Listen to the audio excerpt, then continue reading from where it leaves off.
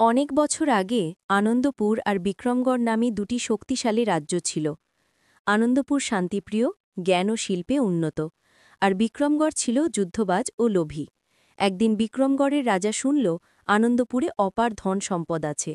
লোভে পড়ে সে যুদ্ধ ঘোষণা করল। বিক্রমগড়ের বিশাল সেনা আনন্দপুরের সীমান্তে পৌঁছাল। আনন্দপুরের রাজা তখন বৃদ্ধ, কিন্তু তার ছেলে যুবরাজ অর্জুন ছিল বুদ্ধিমান ও সাহসী। সে জানত যুদ্ধ হলে দুই দেশই ধ্বংস হবে। তাই সে এক চতুর পরিকল্পনা করে। রাতের আঁধারে সে বিক্রমগড় সেনানায়কের তাঁবুতে গিয়ে রাজাকে সরাসরি শান্তি আলোচনা করতে আমন্ত্রণ জানায়। যুবরাজ অর্জুন যুক্তি দিয়ে বোঝায়, দুই রাজ্য মিলে বাণিজ্য করলে উভয়ের লাভ হবে, কিন্তু যুদ্ধ হলে হারবে সবাই।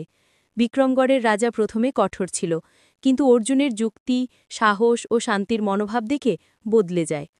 পরদিন যুদ্ধ না হয়ে হয় বন্ধুত্বের চুক্তি। দুই রাজ্য মিলেমিশে উন্নতি করে।